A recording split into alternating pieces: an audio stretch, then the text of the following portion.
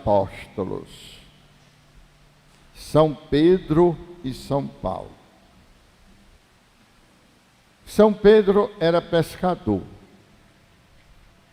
Não era um pescadorzinho muito devagar, não.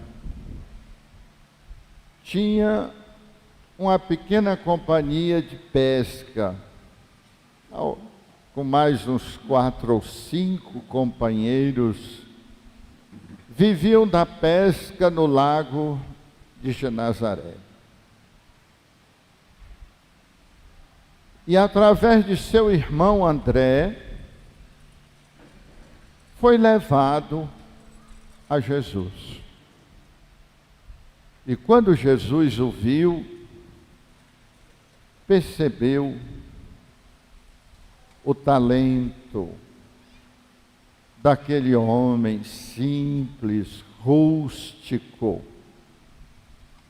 mas com uma capacidade de liderar, embora fosse de temperamento mais ou menos explosivo. Paulo era um grande doutor da lei, muito culto, e um temperamento também agressivo.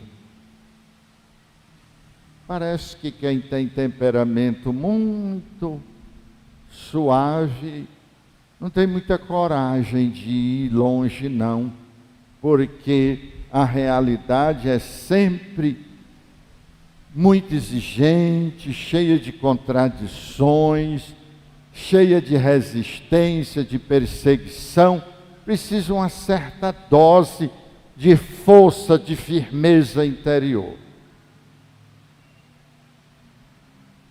Paulo não conheceu Jesus pessoalmente na sua caminhada terrena. Paulo tomou conhecimento da pessoa de Jesus a partir dos cristãos e, sobretudo, conversando com o evangelista Marcos. E ele foi perseguidor da igreja, mas numa manhã, no caminho de Damasco, querendo perseguir os cristãos, um clarão o envolveu. Ele não teve alternativa a não ser cair de seu cavalo. E ao cair, percebeu-se sem visão. E também ouviu uma voz: Saulo, Saulo, por que tu me persegues? E aquele homem diz: Senhor, quem és? E Jesus diz: eu sou Jesus a quem tu persegues. Claro que Paulo não estava perseguindo Jesus. Ele achava que Jesus tinha morrido e não tinha ressuscitado. Mas Jesus se identifica com os cristãos. Todos dois eram de temperamento agressivo. Todos dois eram cheios de fraqueza. Pedro chegou mesmo, depois de dizer que Jesus era o Messias e o Filho de Deus, não queria que Jesus fosse por onde foi, agisse como agiu. Quantas vezes nós somos cristãos, né? Mas nós queremos que a igreja seja do nosso jeito. Que o padre faça do jeito que a gente quer. E tem uns que até se acham no direito de dizer ao padre o que ele deve fazer, o que ele não deve, quem ele deve chamar, quem ele não deve. Isso aconteceu. E Pedro disse para Jesus: Senhor, não, assim não. Mas Jesus olha para ele e diz: afasta para trás de mim. E usou uma expressão que para nós é um palavrão: Satanás, que quer dizer pedra de tropeço. Tu não pensa como os pensamentos humanos, com os pensamentos de Deus, mas com os pensamentos humanos. Mas a fraqueza não destrói o talento. A fraqueza não destrói o propósito. Ruim é quando nós deixamos nossa fraqueza destruir nossos talentos ou sufocar nossos talentos. Isso não tem acontecido na sua vida? As suas fraquezas não têm levado você a um desânimo, a uma identificação: eu sou assim mesmo, quem me quiser tem que ser desse jeito. Será que esse é o melhor caminho? Você nasceu do jeito que você é hoje? Você tem certeza disso? Ou você se fez assim, reagindo, agindo, sofrendo, com tristeza, com alegria? E por que quem se fez uma vez não pode se fazer 2, 3, 4 ou quantas vezes forem necessárias? Você já pensou nisso? Ou simplesmente se abaixou, se acocorou, se entregou às suas fraquezas? Pedro e Paulo não. Pedro, mesmo sendo de temperamento difícil, mas muito firme, muito decidido, e Jesus via isso nele.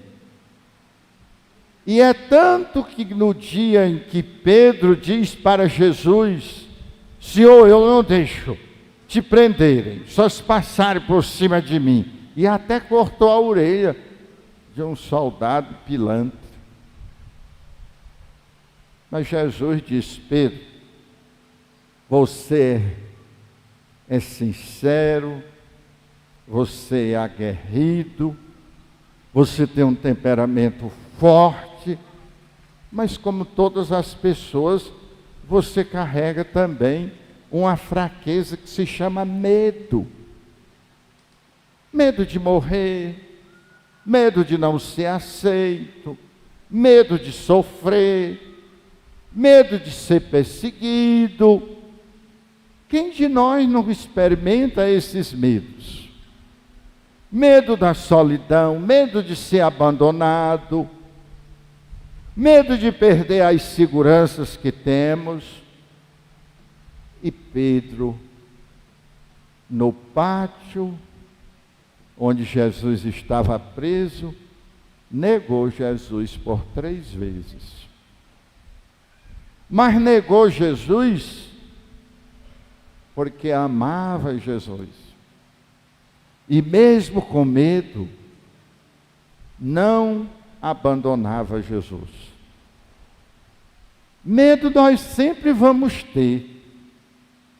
Agora precisamos saber se o nosso medo nos leva a cair, mas não abandonar.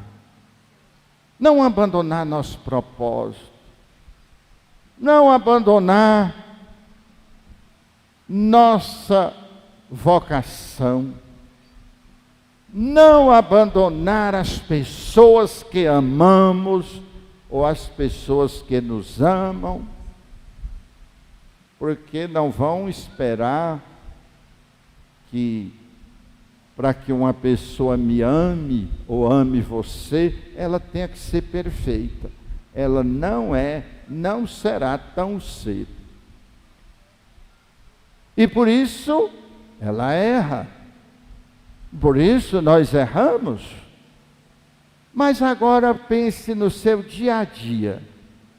Quantos amigos que você passou 5, 10 anos construindo aquela amizade, e por uma coisa que você não gostou, se intrigou, abandonou, perdeu. Você vai levar mais 10 anos para construir um amigo como aquele. E ele também vai cair, porque ele também não é perfeito.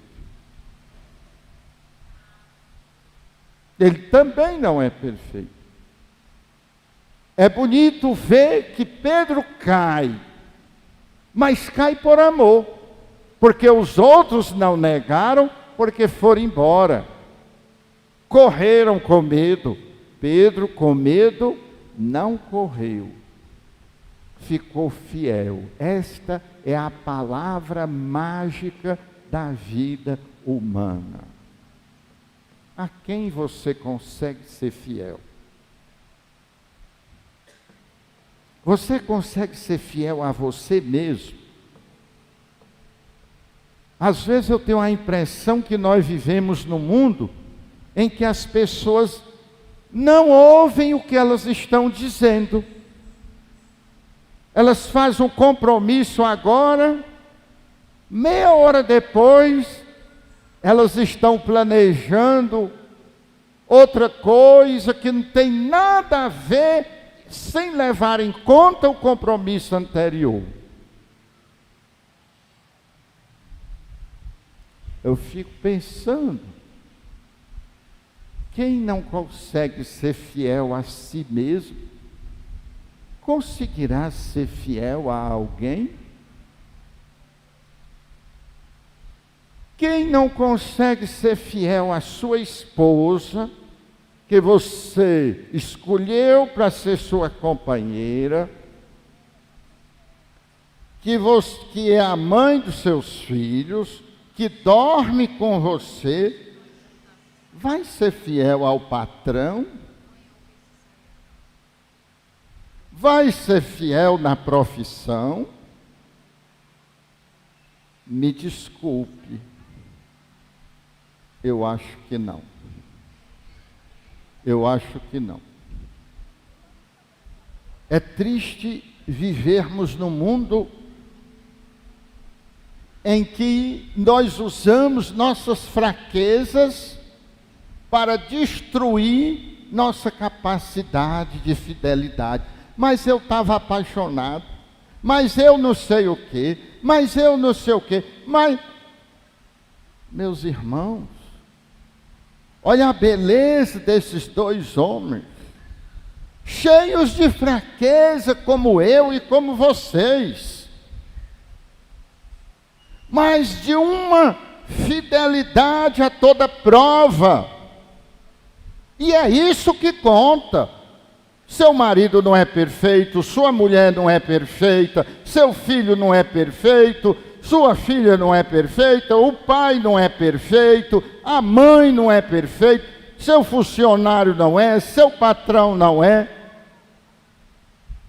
Mas, na nossa fraqueza, nós podemos perseguir e alcançar uma realidade mais profunda e mais verdadeira, que se chama a fidelidade. Eu caio, mas não te deixo. Eu até posso mentir por fraqueza, mas não te abandono. E nem me abandono. E nem me abandono. É por isso que depois Jesus chega para Pedro e pergunta a ele: tu me amas mais? 1, 2, 3 vezes. para que Pedro percebesse que a negação era fruto do amor.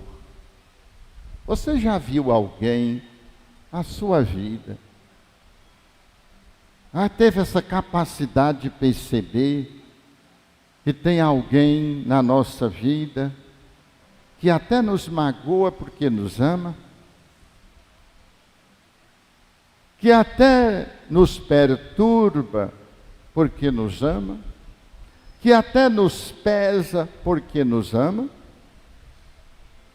Será que você é capaz de ir além do fato e olhar aquela pessoa no todo? Porque às vezes o marido não briga com a mulher, mas a abandona. Às vezes a mulher não briga com o marido, mas o abandona. E aquela que mesmo brigando não abandona, ou aquele, merece o nosso aplauso. Porque o que conta na vida não é a simpatia, é a fidelidade. Não é a perfeição que nenhum tem, mas é a fidelidade. E olha como terminaram os dois. Pedro, como ouvimos hoje na primeira leitura, foi preso, acorrentado. Mas Deus o liberta. E quando ele chega o momento de ser sacrificado, ele teve a coragem de dizer: quando me crucificarem, me coloquem de cabeça para baixo, porque eu não mereço morrer do mesmo jeito de Jesus. Você é capaz de se sacrificar por alguém? Você é capaz de oferecer a você um momento de paz? Ou você quer sempre que os outros ofereçam? Você é capaz de sofrer para ser melhor?